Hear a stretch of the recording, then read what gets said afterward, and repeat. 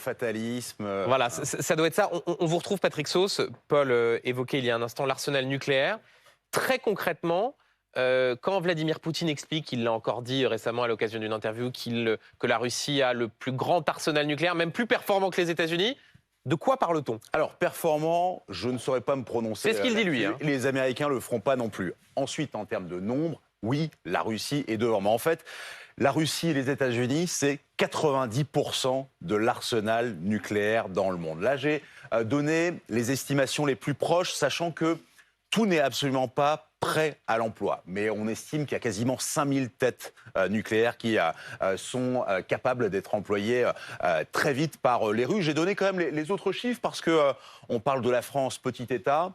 Je vous rappelle en 2 secondes la doctrine de la France, c'est le juste nombre, le nombre suffisant. 290, il y en a 280 prêtes à l'emploi et la plupart sont tapis dans les océans ou prêtes à l'emploi dans les sous-marins nucléaires français. Justement, au-delà du chiffre énorme de 5880, c'est la façon dont c'est utilisé. On a entendu ces derniers jours Vladimir Poutine parler de triade. Là aussi, en 2 mots, les Français, on utilise les sous-marins et les Rafales. Les Russes, qui n'ont pas, semble-t-il, les mêmes problèmes d'argent que les autres, ont décidé de tout mettre sur ce qu'on appelle la triade, c'est-à-dire 3 vecteurs.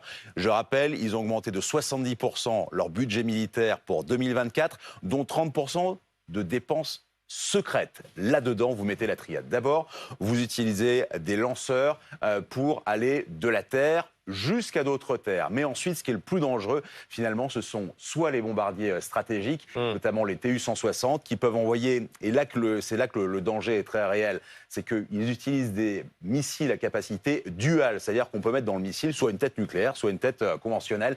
Et enfin, alors qu'on glose beaucoup sur la marine russe, les sous-marins russes, eux, restent encore extrêmement dangereux avec cette possibilité de tirer depuis plusieurs milliers de kilomètres sur une cible bien précise et stratégique. Merci beaucoup, Patrick, pour ces informations et on vous retrouve dans un instant. Vincent Desportes, est-ce qu'il faut prendre au sérieux ces menaces de Vladimir Poutine sur le nucléaire? C'est pas la première